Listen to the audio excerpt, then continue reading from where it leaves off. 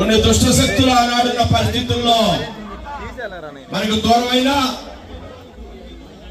ఆయన వారసత్వం ఆయన ఆశయాలు ఆయన ఆలోచనలు ఏదైతే ఆయన కోరుకున్నారో పేద ప్రజల పక్షాన ఉండమని ఏదైతే కోరుకున్నారో కాపు జాతికి అండగా నిలబడాలని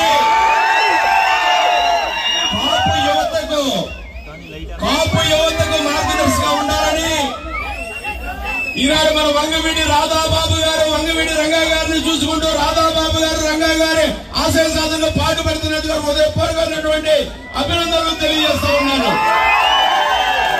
ఎవరు పిలిచినా ఎక్కడ ఏ చిన్న కార్యక్రమం చేసినా మన నియోజకవర్గంలోనే మన మండలంలోనే పిలిచేరు వచ్చారు, రాలి వచ్చారు. అటువంటి గొప్ప నాయకుడు చిరకాలంలోనే రాష్ట్ర వ్యాప్తంగా ప్రజలందరి హృదయాల్లోనూ చెరగని ముద్ర వేసుకుని 4 దశాబ్దాలు గడుతున్న రంగా గారి పేరు చెప్పితేనే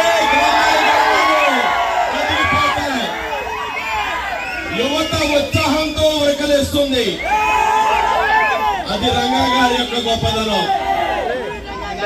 చాలా మంది యువకులు రంగా గారు చూసుండకపోవచ్చు, పుట్టుండకపోవచ్చు, కానీ రంగా గారి గురించి వారి పేరు చెప్తేనే ఆయన యొక్క చేసినటువంటి కార్యక్రమాలు ఆయన యొక్క గొప్పతనం అందరిలో హృదయాల్లోనూ కూడా అనేక విధాలుగా అందరూ కూడా ఆయన ఆరాధిస్తూ ఉంటారు. విజయవాడ నేను వెళ్ళినప్పుడు తొలినాలలో 1982 అనుకుంటాను. అప్పుడు వారు కార్పొరేటర్ గా ఉండేవారు. ఆనాడు రంగా గారు చూద్దాం నేను వారి ఇంటికి కూడా వెళ్ళడం జరిగింది, కానీ నాకు కలవలేకపోయాను. ఆనాడు కాపునాడు మీటింగ్ జరిగింది. పెద్ద ఎత్తున సంగీత వెంకటరెడ్డి గారు, ఇచ్చాది ఆకుల శివయ్య నాయుడు గారు, తలారి అనంతబాబు గారు లాంటి పెద్దల అత్తగారిని ఇప్పుడు కాలేజీలో ఉన్నారు. ఎప్పటికీ ఆ రోజు మర్చిపోలేను. మరి ఆనాడు ఆ రోజుల్లో విజయవాడలో చెప్పుకునేవారు బెజవాడ టైగర్. అక్కడ ఎవరికి ఏ ఇబ్బంది వచ్చినా, ఏ కష్టం వచ్చినా, ఆ కులం ఈ కులం, ఆ మతం ఈ మతం, ఆ వర్గం ఈ వర్గం అని కాకుండా ఎవరు పేదల పక్షపాతిగా పనిచేసిన గొప్ప నాయకుడు వంగవీడి మోహన్ రంగారావు అని సగర్వంగానే తెలియజేస్తా ఉన్నారు. చిన్నది, గ్రామం చిన్నది, ఇలాంటి ఎన్ని పక్కన పెట్టాలి. ఎందుకంటే అభిమానం నుంచి గొప్పది ఏది లేదని చెప్పారు.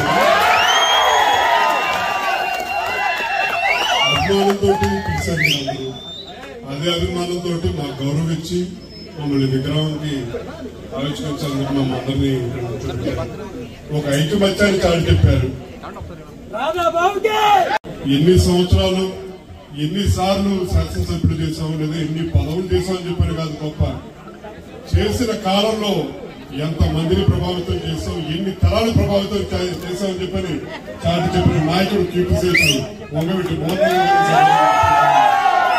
కేవలం 3-3.5 సంవత్సరాల పాటు శాసనసభ్యుల కింద ఉన్నారు. కానీ 3.5 దశాబ్దాల తర్వాత కూడా ఈనాటికి పేద ప్రజలకి ఒక ఆశాజ్యోతి ఎవరని చెప్పంటే అది ఒక వంగవీటి మోహన్ రంగా గారిని